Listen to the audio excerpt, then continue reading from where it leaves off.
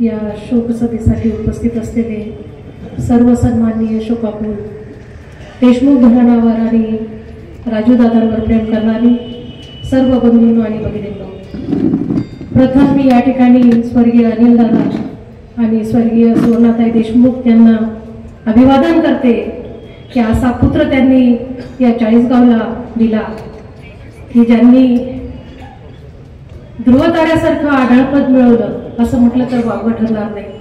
अनेक मान्यवरांनी या ठिकाणी दादांच्या विकास कामांबद्दल बोलले, पण मला असं वाटतं की ध्रुवतारा हा शब्द तंतोतंत त्यांना लागू होईल, कारण त्यांचं जे हे स्थान होतं मला नाही वाटत की ही जागा पुढे पुन्हा भरू शकेल। स्वर्गीय राजूदादा देशमुख, खरं स्वर्गीय हा शब्द म्हणताना जीभ अडखडते।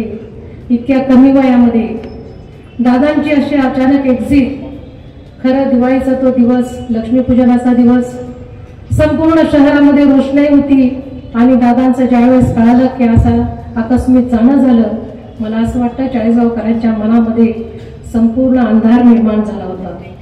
प्रत्येक गावात, प्रत्येक घरात, प्रत्येकाच्या मनामध्ये दिवाळी असून देखील प्रत्येकाचं जीवन असं सगळ्यांना अंधकारमय वाटायला लागलं होतं। आम्ही पुण्यात होतो, विश्वास बसत नव्हता की दादांचं असं झालं।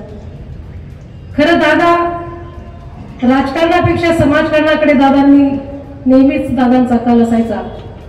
माझी विचारसरणी वेगळी होती, दादा नेहमी भेटले तर इतक्या आदराने दादा नेहमी बोलायचे। पक्षीय राजकारण दादांनी कधीच आडवं येऊ दिलं नाही। आमचे कौटुंबिक ऋणानुबंध दादांच्या कुटुंबांशी होते, माझे सासरचे असतील, माहेरचे असतील।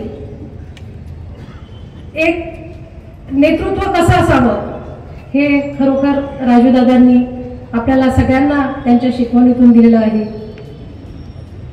चाळीसगावचा व्यक्ती असेल, मग तो कोणत्या जातीचा आहे, तो कोणत्या धर्माचा आहे, यापेक्षा तो माझ्या मातीचा आहे आणि येणाऱ्या माणसाचं काम करणं हेच त्या दादांनी आयुष्यभर केलं। मला आठवतो, खरं राजकारणात दादांसोबत काम करण्याची संधी नाही, कारण माझी विचारसरणी वेगळी, मी भारतीय जनता पार्टीत काम करते, मी आधीच सांगितलं। परंतु दादा ज्यावेळेस आमदार होते, मला ती घटना आठवते 13ची। माझा कौटुंबिक प्रश्न मी या ठिकाणी मुद्दाम सांगणार आहे की नेतृत्व हे कसं असतं।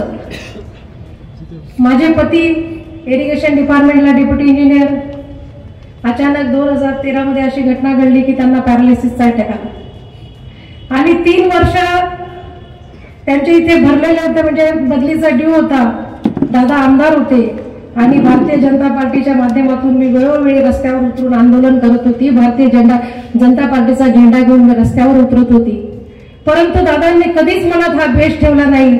दादांना ज्यावेळेस कळलं की ठाकरे साहेबांना असं झालेलं आहे, दादा घरी भेटायला आले आणि मला एक शब्द सांगून गेले, ताई साहेबांची काळजी घ्या। 1 वर्षाचं एक्सटेन्शन मी साहेबांना देतो आणि खरंच सांगते, दादांनी मंत्रालयात जाऊन साहेबांना 1 वर्षाचं एक्सटेन्शन दिलं। केवढ्या मोठ्या मनाचा हा माणूस होता। काय बोलू, माझ्याकडे खरंच शब्द नाहीयेत, म्हणजे भावना आणि शब्द यांचा मेळ बसवताना खरोखर मला खूप जड जात आहे। कारण असे व्यक्तिमत्व हे असे असतात की हे शब्दांच्या चौकटीत न मावणारे व्यक्तिमत्व असतात। एक आपला केविलवाना प्रयत्न मी म्हणते की मी या ठिकाणी करते दादांबद्दल बोलण्याचा, दादांबद्दल सांगण्याचा, कारण माझ्यापेक्षा जास्त या चाळीसगावकरांना दादांनी सगळ्यांनी अनुभवलेलं आहे। त्यांच्या विकास कामांच्या बद्दल काय सांगावं। 40 वर्ष त्यांच्या हातात नगरपालिकेची सत्ती, तो विकास आपण सगळ्यांनी बघितला। पण जेव्हा ते आमदार झाले त्या 5 वर्षाच्या या काळात त्यांनी वरखेड लोंढासारख्या प्रकल्पाची मुहूर्तमेढ रोवली। MIDC मध्ये तरुणांच्या हाताला रोजगार, हाताला काम आणि त्या कामाला काम देण्याचं काम दादांनी केलं। अनेक परिवारांच्या काही समस्या असतील त्या सोडवण्याचं काम केलं। या चाळीसगावमध्ये शांतता आणि सलोखा राखण्याचं काम देखील दादांनी केलं।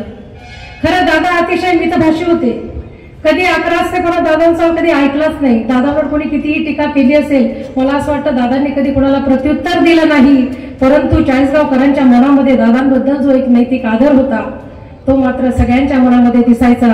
आणि दादांसमोर आल्यानंतर पुढे कितीही मोठा असला तरी मी नेहमी नतमस्तक होताना बघितलंय। दादा आमदार नव्हते, परंतु जिथे दादा जायचे तिथे अशी गर्दी व्हायची की असं वाटायचं की नेतृत्व दादा करतायत. खरं नेतृत्व हे असंच घडत असतं.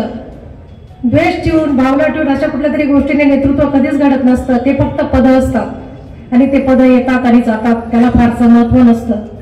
परंतु जनमानसांमध्ये राहून जनमानसांच्या समस्या सोडवणं, त्यांच्यासाठी पुढे येणं खऱ्या अर्थाने ते आढळत असतं.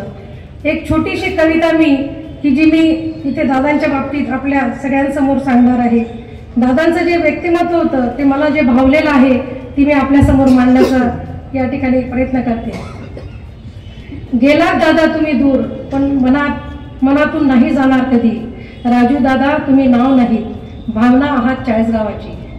तुमच्या हसऱ्या चेहऱ्यामागे होती एक तळमळ आपल्या मातीसाठी, आपल्या माणसांसाठी आणि चाळीसगावच्या सर्वांगीण विकासासाठी. आज शब्द थांबलेत पण आठवणी बोलतात.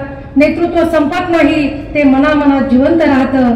राजू दादा तुमचं जाणं म्हणजे काळोख नव्हे, तर आदर्शाचा दीप अजून उजळवणं आहे.